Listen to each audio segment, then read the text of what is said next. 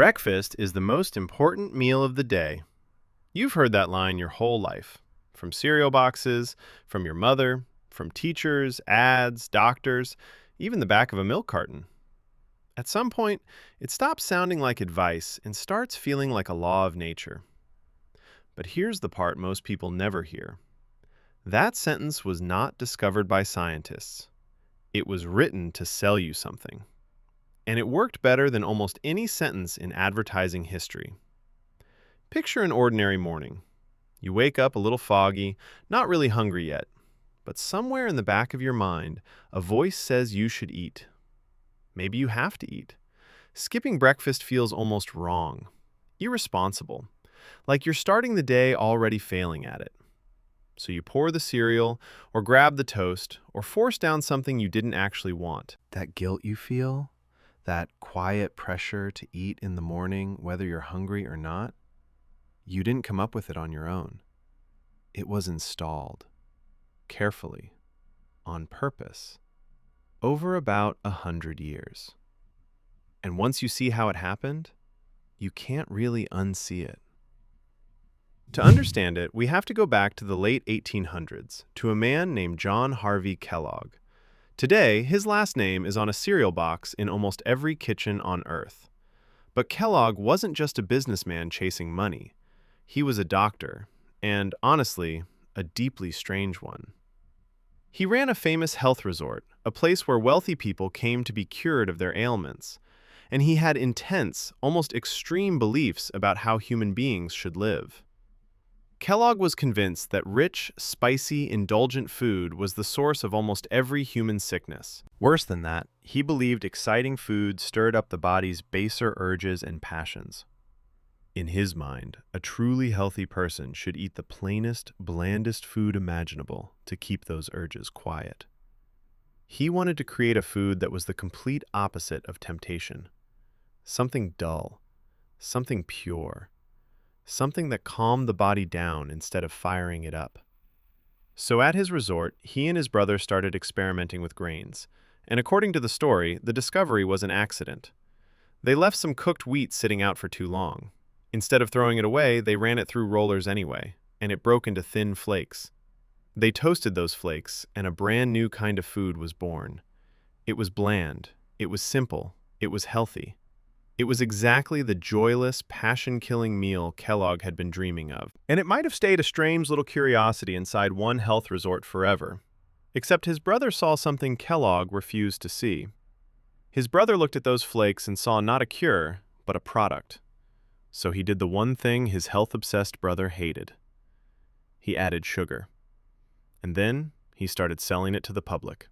That single decision lit the fuse on an entire industry.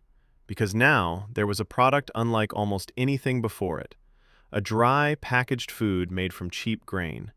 It could sit on a shelf for months. It cost almost nothing to produce. And it could be sold to every household in the country, every single morning, for the rest of their lives. Competitors exploded onto the scene, all racing to sell their own version of this miracle morning food. The cereal boom had begun. All it needed now was a reason for people to buy it day after day after day. And that's where the famous sentence comes in.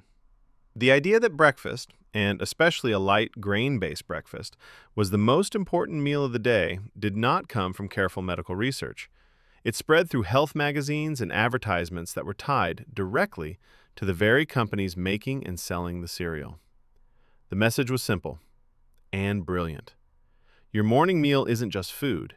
It is the foundation of your entire day. Get it wrong, and everything after it suffers. Get it right with our product, and you are taking care of yourself and your family. It wasn't exactly a lie. It was something more useful than a lie. It was a feeling wrapped around a product, repeated so many thousands of times that it stopped sounding like an advertisement and started sounding like plain common sense. Like something everyone simply knows. But the cereal companies were not the only ones who figured this out. And the next part of the story gets even stranger. In the 1920s, a company that sold pork products had a problem. They wanted Americans to eat more bacon. So they hired a man named Edward Bernays. Bernays is a name worth knowing because in a very real way, he helped build the modern world you live in. He was the nephew of Sigmund Freud, the famous psychologist who studied the hidden unconscious desires buried inside the human mind. Bernays took those ideas and turned them into a tool for moving entire populations. People today call him the father of public relations. What that really means is that he was one of the first people to understand how to change what millions of strangers want, without any of them feeling like they had been changed. So how did Bernays sell more bacon? A normal company would simply run an ad. Bernays did something smarter and much quieter. He didn't advertise bacon directly. Instead, he went to a doctor and had him send a question out to thousands of other doctors. Is a big, hearty breakfast better for your health than a small, light one? Many of them, reasonably enough, agreed that a substantial breakfast sounded healthy. Then Bernays took that result and pushed it out through newspapers everywhere. The headline was not, "Buy bacon." The headline was that doctors agreed a hearty breakfast was good for you. And what is the classic hearty breakfast? Bacon. And eggs. He didn't sell the product, he sold the idea around the product, and then let people sell the product to themselves. Bacon and eggs became the all-American breakfast. Not because of ancient tradition, not because of some perfect nutritional logic, but because one man understood something deep about people. If you change what someone believes, you don't have to beg them to buy anything. They will line up and buy it on their own, convinced it was their own idea all along. Bernays himself openly described his craft as the engineering of consent, quietly manufacturing the public's beliefs and desires from behind the curtain. And once the morning meal had been made sacred, the real gold rush began. This time, it was aimed straight at children. Through the middle of the 20th century, cereal companies turned breakfast into a cartoon. They invented friendly mascots: tigers, rabbits, talking birds, smiling captains. Characters designed to befriend kids from the side of a box while they ate. They poured more and more sugar into the flakes, until breakfast, for millions of children, became basically dessert wearing a health halo. And they crafted one of the most quietly brilliant phrases in advertising history: part of a complete breakfast. Listen closely to that phrase, because it's a magic trick. It never actually says the cereal is healthy. It places the cereal on a table beside fruit, toast, juice, and milk, all the things that look genuinely nourishing, and then lets your brain transfer that health onto the product in the bowl. The cereal simply borrows the glow of everything around it. A child sees those ads thousands of times, carries that warm feeling into adulthood, and one day passes it on to their own children, never realizing that the cozy, wholesome picture of a good breakfast was painted, frame by frame, by the people selling the flakes. So step back and look at your own morning.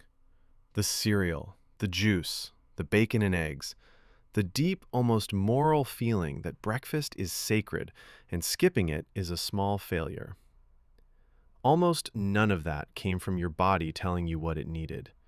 It came from companies working over a century, patiently teaching you to feel a hunger you didn't have for products they happen to be selling.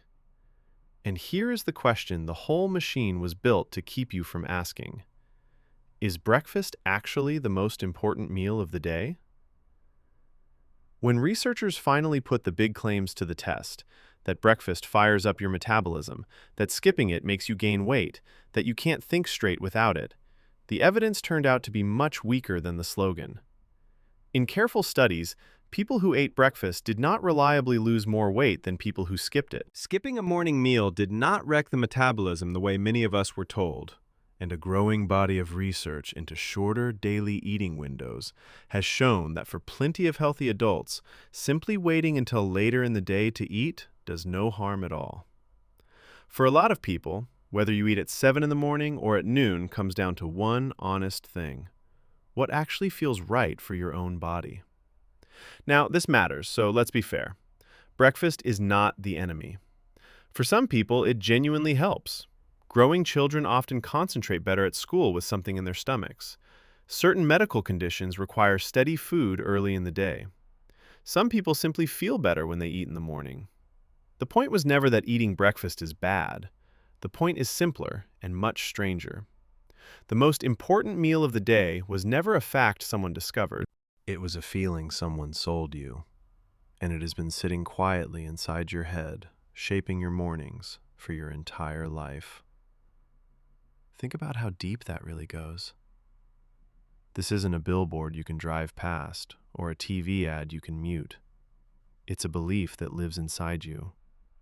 It speaks in your own voice. It makes you feel responsible and healthy when you obey it, and faintly guilty when you don't. And that is the real masterpiece. The most successful advertising ever created doesn't feel like advertising at all. It feels like your own opinion. It feels like something you simply always knew to be true. And that's the thought worth carrying with you, long after this morning's plate is cleared away. Somewhere in your mind, right now, are dozens of beliefs that feel completely and entirely your own. What a good breakfast looks like. What success looks like. What you're supposed to want out of life. And some of them, you may never know exactly which ones, were placed there on purpose, by people who understood that the deepest way to sell a thing is to make you believe that wanting it was your idea from the very beginning. So tomorrow morning, when you wake up and feel that quiet little push to eat, pause for just a second and ask yourself one honest question. Is this my body talking? Or is it a 100-year-old sales pitch still echoing inside me in a voice I mistook for my own?